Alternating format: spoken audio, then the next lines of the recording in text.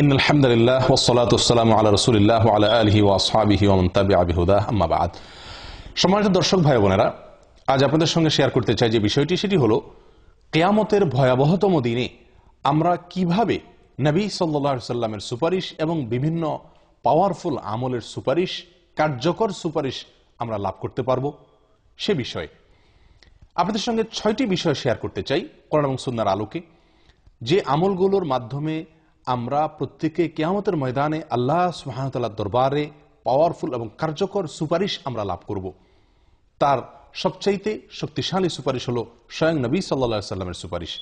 নবী সাল্লাল্লাহু আলাইহি সাল্লামের সুপারিশ লাভের জন্য প্রথম যে আমলটি করতে হবে সেটি হলো তাওহীদকে নিজের মাঝে পরিপূর্ণভাবে বিশুদ্ধ রূপে প্রতিষ্ঠা করতে হবে।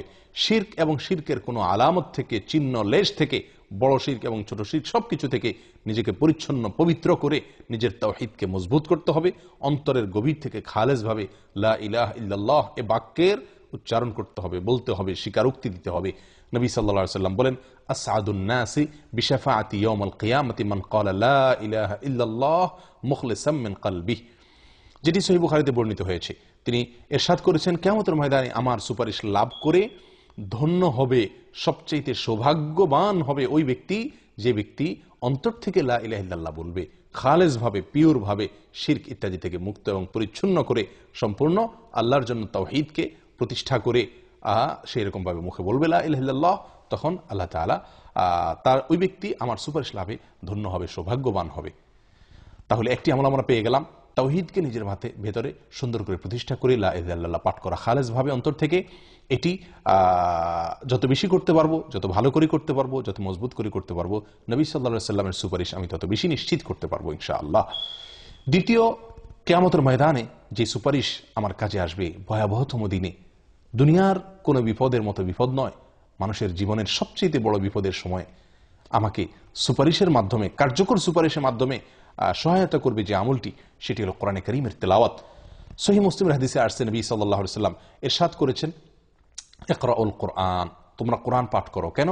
ফাইন্নাহু ইয়াতি ইয়াউমাল কিয়ামাতি শাফিআন লিআসহাবিহি, কারণ কোরআন তার তেলাওয়াতকারী, তার পাঠকারীদের জন্য কিয়ামতের ময়দানে সুপারিশকারী হয়ে আসবে, উপস্থিত হবে, সামনে চলে আসবে কিয়ামতের ময়দানে সুপারিশকারী হয়ে।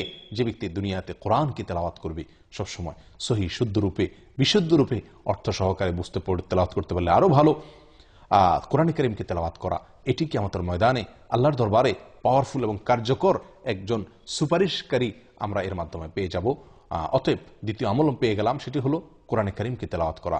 এর ফলেও কিয়ামতের ময়দানে আল্লাহর পক্ষে আল্লাহর কাছে আমাদের পক্ষে এক পাওয়ারফুল সুপারিশকারীকে আমরা পেয়ে যাব ইনশাআল্লাহ। তৃতীয় যে আমলটি, সেটি হলো সিয়াম বা রোজা, নফল রোজা, বিশেষ করে ফরজ রোজা তো বটেই, এর পাশাপাশি নফল রোজা যত বেশি আমরা রোজা রাখবো, নফল ফরজ বলে কোনো আলাদা পৃথক করা হয়নি, বরং সাধারণভাবে রোজা যে ব্যক্তি রাখবে সে ব্যক্তিকে এই রোজা কিয়ামতের ময়দানে তার পক্ষ হয়ে আল্লাহ সুবহানাহু ওয়া তাআলার কাছে সুপারিশ করবে। মুসনাদে আহমদের হাদিসে আসছে, নবী সাল্লাল্লাহু আলাইহি ওয়াসাল্লাম বলেছেন, আস-সিয়াম ওয়াল কুরআন ইয়াশফাআন লিল আবদ, বান্দার জন্য সিয়াম, রোজা এবং কোরআন এই দুটি বিষয় সুপারিশ করবে কিয়ামতের দিন। ইয়াকুল সিয়াম, সিয়াম বলবে, রোজা বলবে, এই রব্বি, হে আমার রব, মানাতুহু আত-তাআম ওয়াশ শাহওয়াত, তাকে আমি খাদ্য এবং শাহওয়াত, তার প্রবৃত্তির চাহিদা, এগুলো থেকে আমি তাকে দূরে রেখেছিলাম দিনের বেলায়, ফাশাফা'নি বিহি, অতএব ফিহি, তার ব্যাপারে আমার সুপারিশ আপনি গ্রহণ করুন আল্লাহ। কোরআন বলবে, ওয়ায়াকুলুল কোরআন মানাতুহু আন-নাওমা বিল-লাইল ফাশাফা'নি ফিহি, কোরআন বলবে, আল্লাহ রাতের বেলা আমি তাকে ঘুমোতে দেইনি, সে জেগে জেগে আমার তেলাওয়াত করেছে, তেলাওয়াত শুনেছে, আমাকে নিয়ে সে ব্যস্ত ছিল, অতএব আমার সুপারিশ তার ব্যাপারে, তার পক্ষ হয়ে আমার সুপারিশকে আপনি গ্রহণ করুন।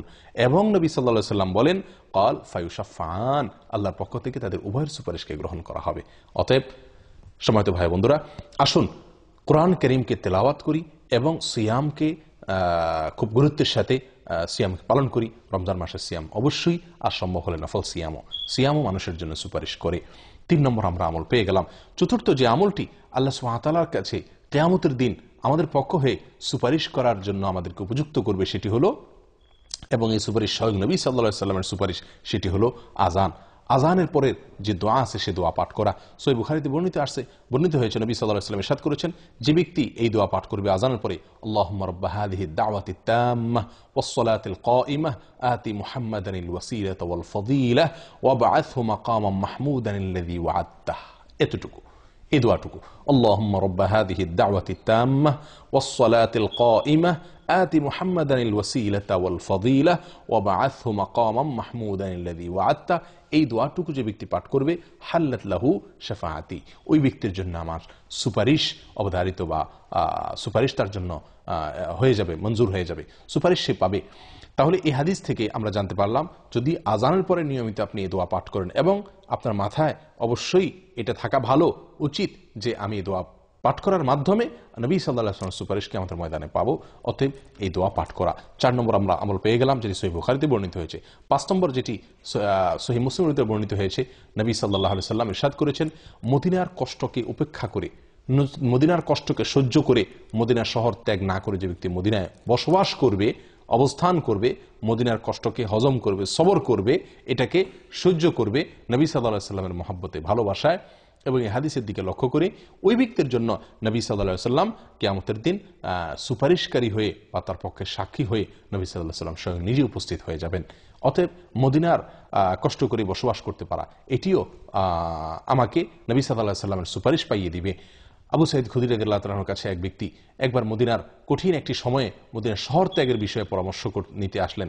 তখন তিনি বললেন, তোমাকে এই পরামর্শ তো আমি দিতে পারি না, এটা আমার জন্য কঠিন, কারণ আমি নবী সাল্লাল্লাহু আলাইহি ওয়াসাল্লামকে বলতে শুনেছি এই কথা, যে তিনি বলেছেন, যে ব্যক্তি মদিনার কষ্টকে উপেক্ষা করে মদিনার সমস্ত অসুবিধাগুলোকে সবর করে যে ব্যক্তি থাকবে এবং মদিনাতে মারা যাবে, সে ব্যক্তির জন্য আমি কিয়ামতের ময়দানে সুপারিশ করব এবং অথবা সাক্ষী হয়ে তার জন্য আমি আল্লাহর দরবারে উপস্থিত হব। তাহলে 5 নম্বর আমল আমরা পেয়ে গেলাম। 6 নম্বর হলো অধিক পরিমাণে সিজদা করা। অধিক পরিমাণে সিজদা করা মুসনাদ আহমদের হাদিসে বর্ণিত হয়েছে, নবী সাল্লাল্লাহু আলাইহি ওয়াসাল্লামের একজন সেবক, যিনি তার খেদমত করতেন, হুজুর পানিটা নিয়ে অগ্রসর আগায় দিতেন, তিনি এবং সহিহ মুসলিমের ভিতরে পাশাপাশি এক ধরনের হাদিস এসেছে, তিনি নবী সাল্লাল্লাহু আলাইহি ওয়াসাল্লামের কাছে একবার যখন ছিলেন, নবী সাল্লাল্লাহু আলাইহি ওয়াসাল্লাম তাকে বললেন, তুমি আমার কাছে কোনো চাওয়ার আছে কিনা, তোমার যদি থাকে তাহলে পেশ করতে পারো। তখন লোকটি বলল, ইয়া রাসূলুল্লাহ, আমি আপনার কাছে, তখন তিনি বললেন, আমি আপনার কাছে চাই কিয়ামতের ময়দানে আপনি আমার জন্য সুপারিশ করবেন। নবী সাল্লাল্লাহু আলাইহি ওয়াসাল্লাম তাকে বললেন যে, ফাআইন্নি বিকাসরাতি সুজুদ, বেশি বেশি করে সিজদার মাধ্যমে, অর্থাৎ বেশি বেশি নফল সালাত পড়ার মাধ্যমে তুমি আমাকে সাহায্য করো, সহযোগিতা করো, যেন আমি তোমার জন্য সুপারিশ করতে পারি। তাহলে বেশি বেশি সিজদা করা। আসুন আমরা আবারও এক নজরে জেনে নেই যে কোন কোন আমলগুলো আমাদেরকে কিয়ামতের ময়দানে নবী সাল্লাল্লাহু আলাইহি ওয়াসাল্লামের সুপারিশ এবং বিভিন্ন পাওয়ারফুল আমলের কার্যকর এবং গ্রহণযোগ্য নিশ্চিত সুপারিশ আমরা লাভ করতে পারবো, যাদের সুপারিশ গ্রহণযোগ্য হবে আল্লাহর দরবারে। সেটি হলো প্রায় 6টি আমলের কথা যেটি উল্লেখ করলাম। তার প্রথম হলো তাওহীদকে প্রতিষ্ঠা করে ইখলাসের সঙ্গে অন্তর থেকে খালেসভাবে লা ইলাহা ইল্লাল্লাহ বলা, তাওহীদের বাক্যের স্বীকারোক্তি দেওয়া। 2 নম্বর হলো কোরআনে কারীমকে বেশি বেশি করে পাঠ করা সুন্দর শুদ্ধভাবে। 3 নম্বর হলো সিয়াম পালন করা, এটিও সিয়ামের সুপারিশের উপযুক্ত আমাদেরকে করে দিবে। এবং 4 নম্বর হলো আজানের পরে নবী সাল্লাল্লাহু আলাইহি ওয়াসাল্লামের জন্য দোয়ামূলক যে দোয়া রয়েছে, আল্লাহুম্মা রাব্বা হাযিহি দাওয়াতি তাম্মাহ, এই দোয়াটি পাঠ করা। 5 নম্বর হলো মদিনার কষ্ট উপেক্ষা করে যদি সেখানে বসবাস করার সুযোগ থাকে সেখানে বসবাস করা মৃত্যু পর্যন্ত। এবং 6 নম্বর হলো বেশি বেশি নফল সালাত আদায় করা। এই কাজগুলো করলে আমরা নবী সাল্লাল্লাহু আলাইহি ওয়াসাল্লামের সুপারিশের উপযুক্ত হব ইনশাআল্লাহ, সিয়াম এবং কোরআনের সুপারিশের উপযুক্ত হব আমরা ইনশাআল্লাহ, এবং সিয়াম এবং কোরআনের এই সুপারিশ আল্লাহর দরবারে গ্রহণ হবে সে নিশ্চয়তা আমাদেরকে দেওয়া হয়েছে। আসুন আমরা সকলে এগুলোকে আঁকড়ে ধরি এবং নিয়মিত করার চেষ্টা করি। আল্লাহ তাআলা তৌফিক দান করেন। জাযাকুমুল্লাহ ওয়া আখিরু দাওয়ানা আনিল হামদুলিল্লাহি রাব্বিল আলামিন। আসসালামু আলাইকুম ওয়া রাহমাতুল্লাহি ওয়া বারাকাতুহু।